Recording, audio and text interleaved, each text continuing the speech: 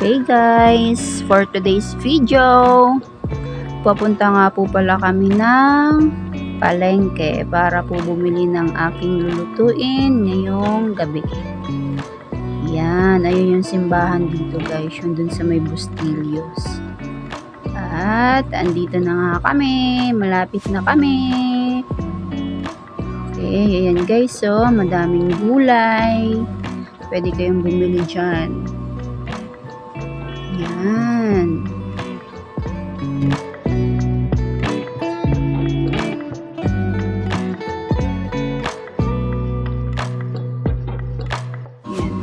Yan guys.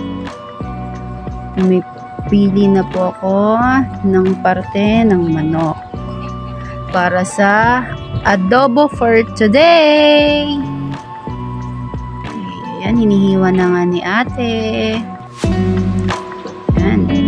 Kasi nag-request yung dalawa kong kasama dito sa bahay guys. Gusto daw adobo.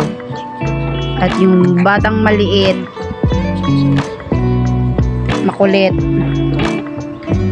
Okay, ayan guys. Nag-prepare na tayo. Hindi ko na nakipakita kung paano ko hiniwa-hiwa yung mga bawang, sibuyas. At syempre, prinito ko muna yung patatas. Inuna kong i-prito yung patatas guys para mas masarap.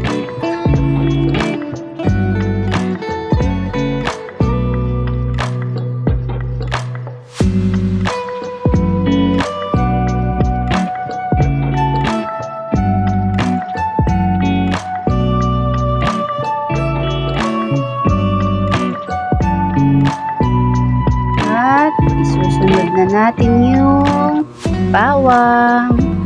Guys, magigisa na po tayo ng bawang. Syempre, mekos-mekos muna natin yan guys hanggang sa mag-golden brown. And then after that, next na natin yung sibuyas. Mekos-mekos muna natin guys. Yan, malapit na siya. Yung sibuyas na. Pero yung iba guys, inuuna yung sibuyas bago yung bawang. Ako kasi mas gusto ko nauna yung bawang para mas mabango. So sinusunod ko na yung sibuyas. Ayan, halo-haluin lang po natin. Super kalan lang po ang gamit kong lutuan kasi maliit lang po yung inuupahan naming kwarto dito sa Sampaloc. Kasi hirap po maghanap dito ng malaking paupahan, mahal.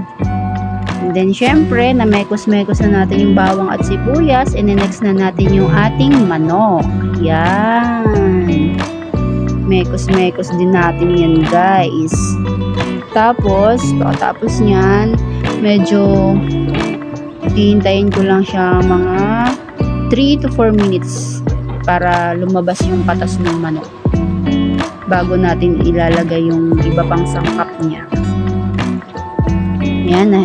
Ayaw niyang magpabaliktad guys. Yung isang pakpak guys. Pinahirapan niya ako guys. O, diba? Kita nyo yan? O, ha? O, see? Yun. Hayaan lang muna natin siya guys. Ayan na guys. Medyo lumabas na yung katas niya. Yung lalagyan ko na siya ng sesame. Ayan, para mas masarap. Siyempre, yung chicken cubes. Ayaw ko mahulog guys. Ayaw niya magpalagay guys. O, diba? Ayan. Mekos-mekos to the max. Ulit tayo.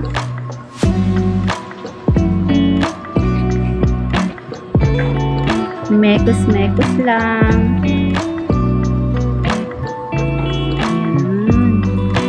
Ayan. Nako, ang bango-bango guys. Habang nagluluto guys. Ang sarap guys.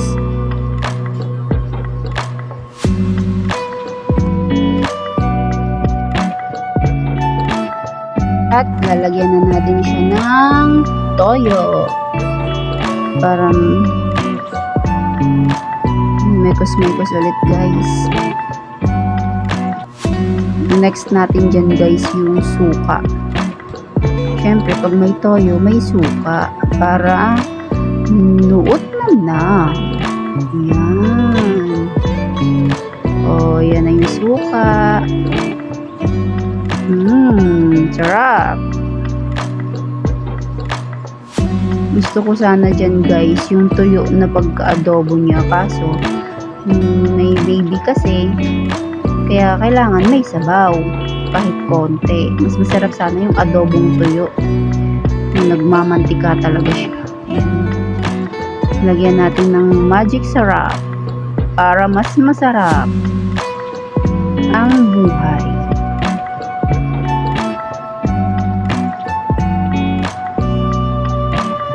Tapos ang nilagay ko palang paminta guys, yung wasak. Yung sinasabi silang, pabili po, paminta nga po, yung wasak. And then, may dahon ng laurel para mas mabango at mas malinamnam. O, diba? Mekos-mekos ulit. Yan, nilagyan ko yan ng konting tubig guys, para medyo may sabaw siya. Tapos nilagay ko na din yung pinirito natin na patatas. Tapos lalagyan ko pala yan guys ng ng pechay guys, kasi gusto kong may gulay para hindi puro karne lang guys. Nilagyan ko siya ng asukal para mas masarap. Pag nag-aadobo talaga ako guys, nilalagyan ko ng asukal para maglalaban yung tamis, yung asim, at saka yung alat. Nilagyan ko siya ng siling haba para mas mabango at mas masarap.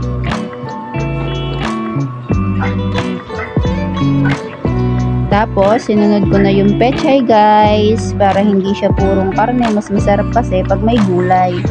Nasa sa inyo naman yun guys, kung lalagyan nyo ba ng gulay or hindi. Pero natatakam kasi ako sa pechay guys. Kaya ayan, hinaluan ko siya ng pechay para